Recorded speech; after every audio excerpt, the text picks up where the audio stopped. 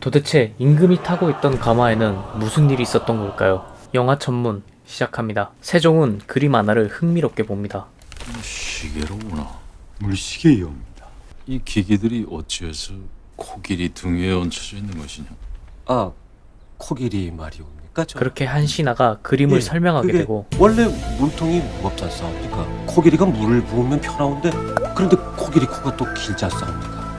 사람이 무슨 소리를? 그림을 그린 사람을 찾게 되고 사실 이것은 장영실이라는 자가 그린 그림이옵니다. 장영실? 장영실이 누구야? 누구냐 장영실이? 세종 앞에 서게 되는 장영실. 자빠졌네. 장영실은 마치 그림 속에 있는 기계들을 자기가 만든 것처럼 설명을 하게 됩니다. 거기 그려진 그 코끼리 뱃속에 그 밥사발처럼 생긴 그릇이 물시계 역할을 하는 것이옵니다. 장영실에게 그림에 있는 기계들을 만들 수 있겠냐고 질문을 하게 되고 코끼리가 없습니다. 아, 이따 코끼리 우리도. 그 외나라에서 선물로 보낸 코끼리 지금 어딨나? 하도 많이 먹어서 전라도 장도로 귀양을 보냈사옵니다. 거긴 왜? 굶어 죽으라고 보냈사옵니다. 하지만 이때 장영실은 코끼리는 없어도 될 것 같사옵니다. 소인의 생각으로는 조선의 것으로 조선에 맞는 것을 만들면 됩니다. 메이드 인 코리아를 외치며 작업에 들어가는 장영실. 며칠 후 그림에 있던 기계를 완성해 시연을 하게 되는 장영실.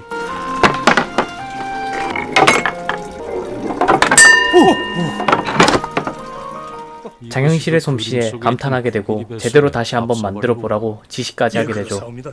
제대로 한번 만들어 보거라. 예. 할 수 없는 보따리를 받은 장영실은 전하께 갖다 드려라. 곧장 세종한테 향하고 왔느냐? 열어라. 이보 보거라. 예? 계미유년 4월 14일 서운관 국로 장영실을 오늘부로 면천하며 정오품 행사직을 하사하노라. 그렇게 장영실의 신분 떡상으로 인해 궁이 시끄러워지게 되고 신분 체계는 조선의 근간입니다. 명을 거두어 주시옵소서. 노비도 이 나라의 백성이네. 어찌 백성이 제 나라의 임금의 심상을 어지럽힌다 하시는 건가? 천품은 고칠 수 있는 것이 아닙니다. 천품이라. 백성들의 천품을 교화시킬 수 없다면 그대들은 정치를 왜 하는 것이오?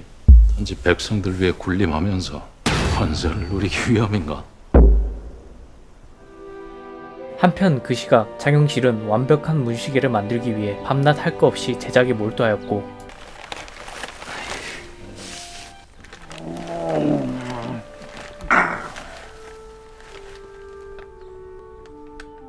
나다 이놈아. 원탄이 이 보시니? 그렇게 탄생하게 된 조선의 최초의 물시계 자경루였습니다. 주부 장영실은 시연토록 하라. 지금부터 반시즌 동안 자경루를 작동시켜 해시계와 비교토록 하겠사옵니다. 오전 12시 정각에 항아리에 있는 물을 빼기 시작했죠.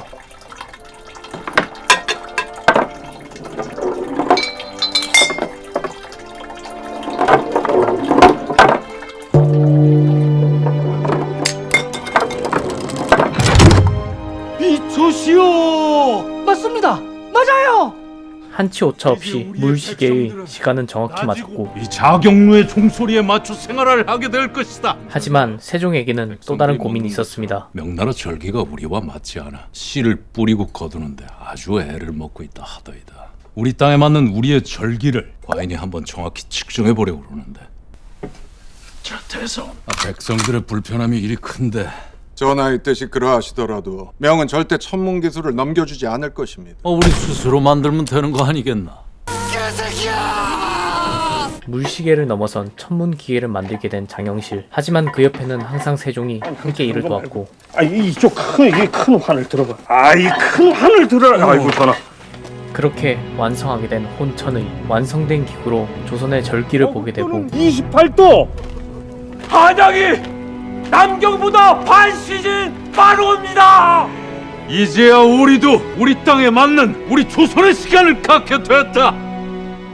하지만 이 사건을 좋게만 보는 사람은 없었습니다. 앞으로의 일이 걱정이네. 대가 어차피 알게 될 일. 우리가 먼저 명예 알려 더 큰 화를 피하는 것이 어떻겠습니까? 그렇게 더 큰 화를 피하기 위해 이 모든 사실을 명나라에게 알리게 되고 세종과 장영실이 쌓은 공은 한 번에 무너지게 됩니다. 태우고 가라. 전하, 부디 명을 거둬주시옵소서. 朝鲜的大人居然不遵王命， 혼천의는 세종의 손에 불타게 됩니다. 그렇게 몸 상태가 안 좋아진 세종은 몸조리를 위해 가마에 탑승하게 되고 전하, 무탈이 다녀오시옵소서. 임금이 탄 아녀는 항상 편안해야 하고 움직임에 문제가 없어야 합니다. 하지만 그 순간 아녀의 바퀴가 빠지는 대형 사고가 발생합니다.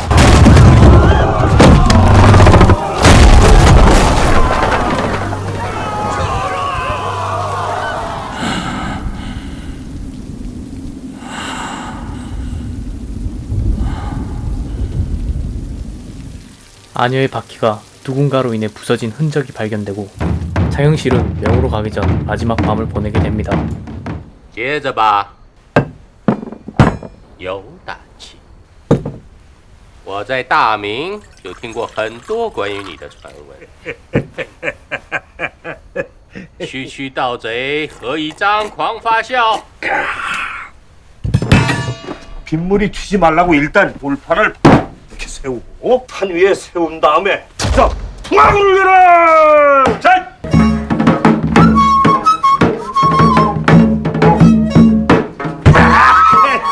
하늘에서 비가 내린다! 반비가 내린다!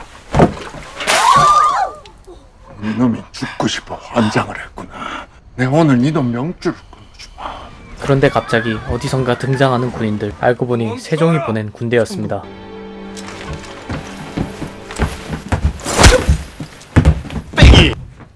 방패군은 여기 있는 모든 자들을 안양으로 함송하라. 지금부터는 모든 사람들이 용모로 잡혀오게 된 것입니다.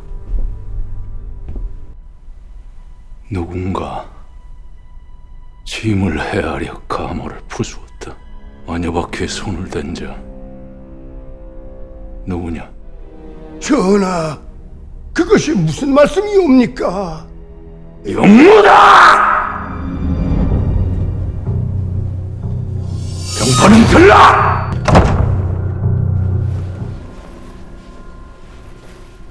증조는 명관 내통한 서신들과 금괴 백냥을 찾았사옵니다.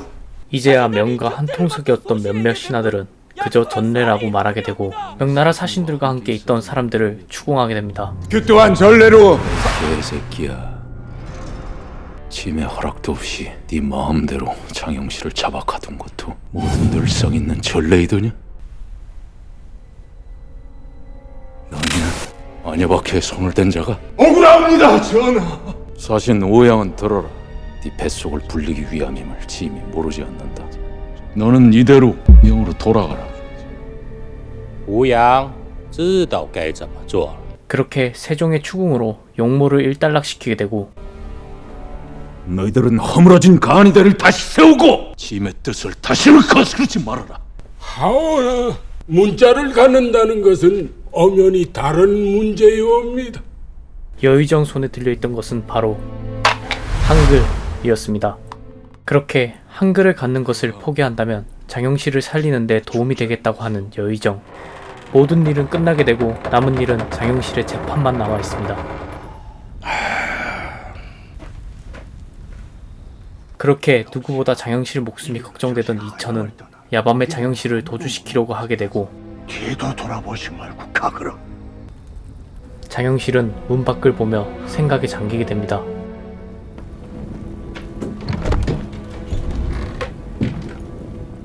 전하, 영실이 이놈이 제발로 옥으로 돌아왔사옵니다.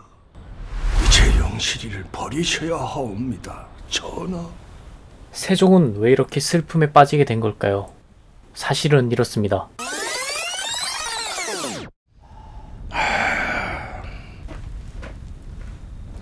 장군, 대체 어디로 가는 것이오?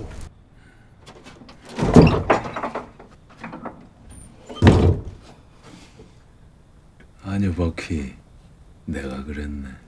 이것 때문에 영실이 자네를 그렇게 옥으로 들어가기 전 세종과 장영실은 하지 못했던 말들을 하게 되고 왜 그리 힘든 길을 혼자 가시려 하시옵니까?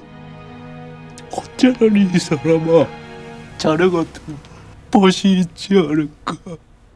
날은 밝아 재판 날이 다가옵니다. 또한 대호군 장영실은 안예를 감독 제조함에 있어 부러지고 수레바퀴가 빠져 달아나게 하였으니 직첩을 박탈하고 곤장 100도를 쳐야 할 것입니다. 대호군 장영실은 미전한 출신이긴 하오나 나라를 위하여 많은 일을 한 발명가이오니 장영실을 사면토록 하여 주시옵소서. 그렇게 세종은 한글 만들 생각을 포기하고 장영실을 살리려고 하는 순간 영의정의 뜻이 그러하다면 이 무슨 해괴한 짓이냐! 세종이 한글 만드는데 방해가 될까 모든 사실을 알고도 자신이 죄인이라고 말하는 장영실. 어서 날 참수하시오! 내 직접 묵겠다. 전하! 네가 진정 나를 헤아려 했단 말이냐. 그렇소. 내 것이 갖고 싶어 욕심을 품었소. 말이다. 사실대로 말해. 나를 죽이려 했단 말이냐. 그렇소. 더 이상 죽고는 없소. 부디 꿈을 이루소서. 고생이 많았네.